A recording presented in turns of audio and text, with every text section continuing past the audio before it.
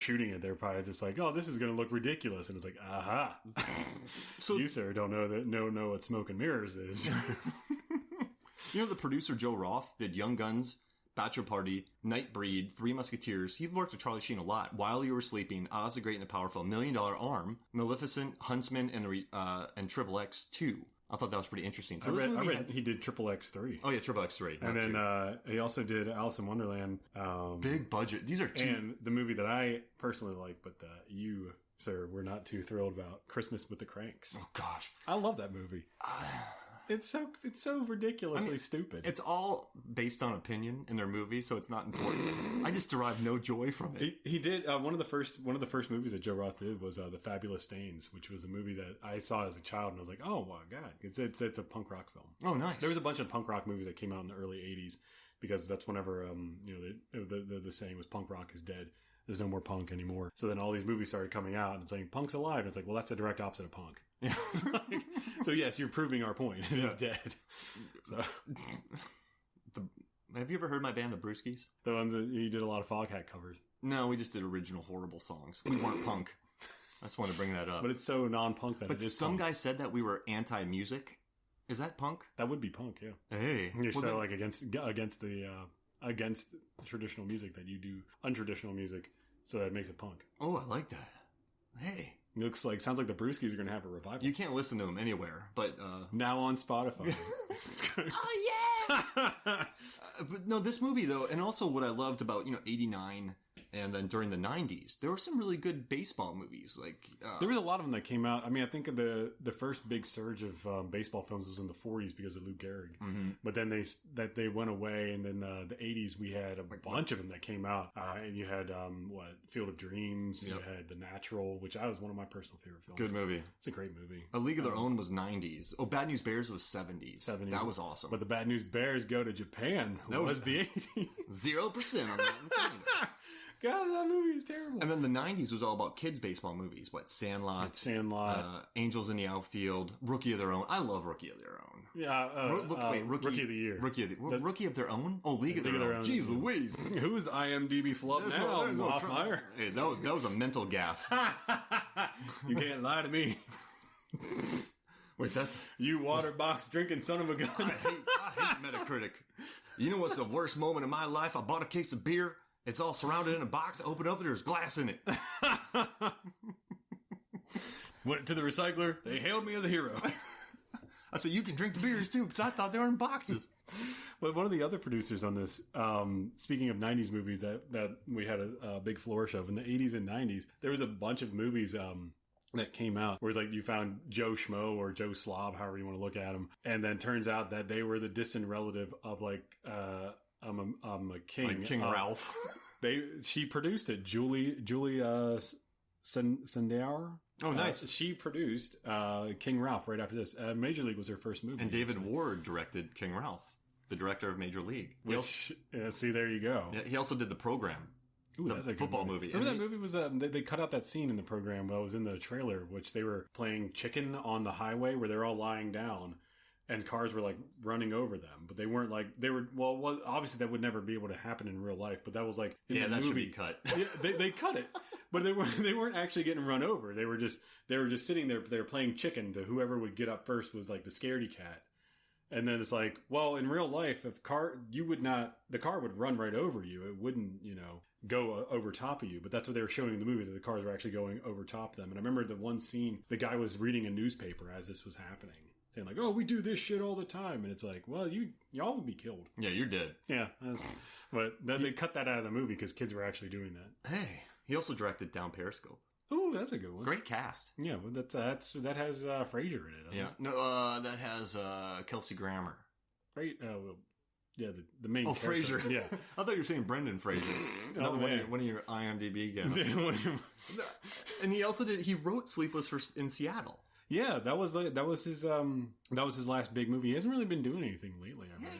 I guess he's probably just taking it easy. He's a good director. Yeah, I mean, I guess if you belted out some really big, memorable films, you're like, You win an Oscar at 29. Good. Yeah, I'd probably pat myself on the back for that one, too. Well, he's like, what, 70 something now? I'd still be patting myself on the back. Like, your daughter brings home a guy and is like, hey, Dad, this is my boyfriend. I'm like, I won an Oscar when I was... How old are you?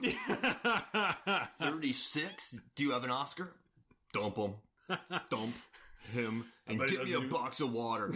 Bring those bottles to my home, Junior. I miss Ted. He used to bring water bottles over, but Ted's in jail. Get him out. He won a Grammy at 23. But it was for reading an audiobook. Great voice. I didn't hear any complaints. He produced that album. You know how hard it is to mix. Did you hear the sound effects in that audiobook? He did the Jungle Book. He did every character different. When he did Baloo, I cried. Who is this guy? I wanted to be just like you. He didn't say a word wrong. David Ward, I'm telling you, who knew? One interesting note was Irby Smith, who was one of the producers on this, was an AD back in the 70s. Did a classic movie such as The Naked Ape and the TV show of Get Christy Love and One Flew Over the Cuckoo's Nest. Hey. AD on that? Yeah, can you imagine that? I mean, that doesn't seem like that would be that crazy of a film to AD because it all takes place there. Yeah, but except for certain scenes. Like Milos Forman and then Jack Nicholson and the egos on that and the tension. You probably had to keep like a real quiet set. Yeah. Like, just especially since, that? I mean, Danny, yeah, I take back, why walk back my statement now?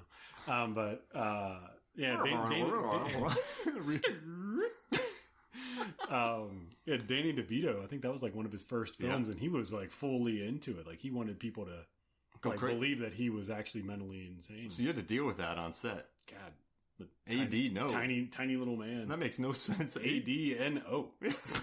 There it is. Yes.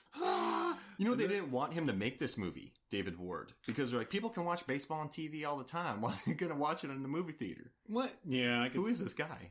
Well, yeah. So they wanted to reteam. It was their idea to reteam Tom Berenger and Charlie Sheen to do like platoon, but in baseball. Yeah, that would have been a wild movie. Yeah. Bring Oliver Stone in. Yeah. One guy when he catches a fly ball, he does the. He gets hit with the No, wait. Oh my God, that's even worse. Like those. They shoot the balls. Oh God! And the things that like the scene with Willem Dafoe with cages, the ball, like in a batting cage, and they just start whapping in the back. Oh my God!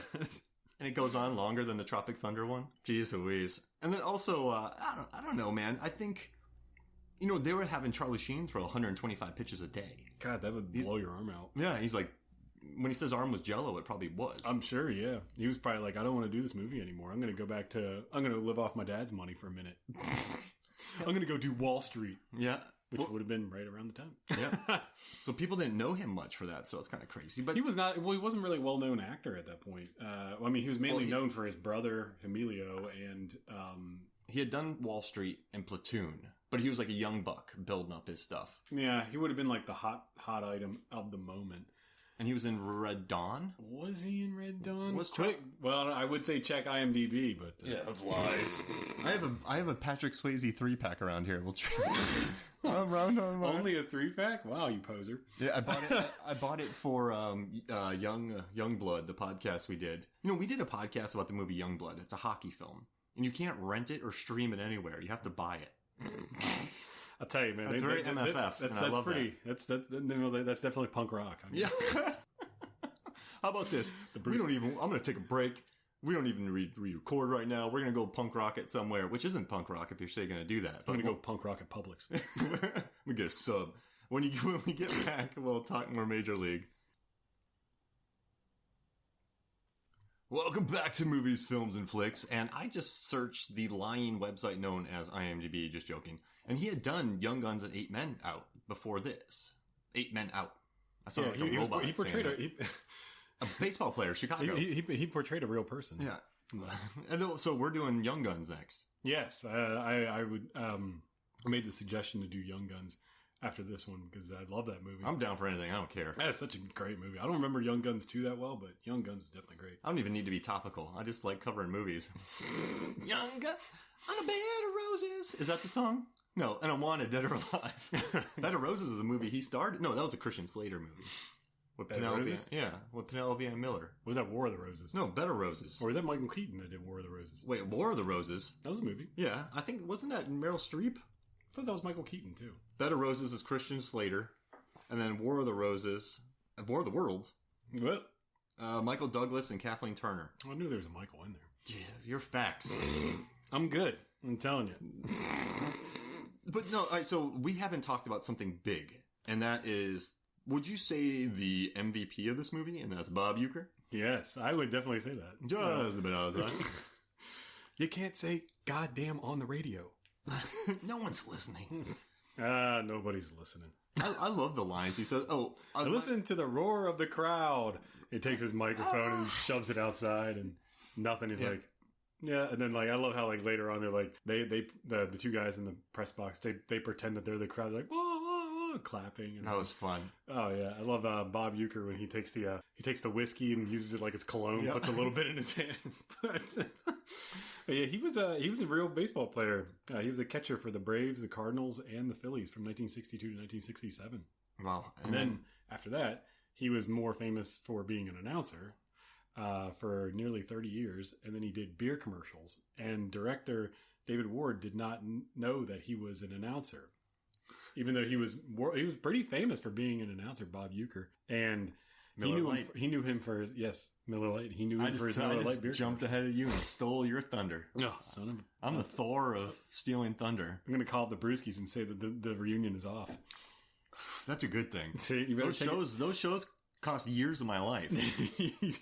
Better take another drink of that boxed water, Hoffmeyer.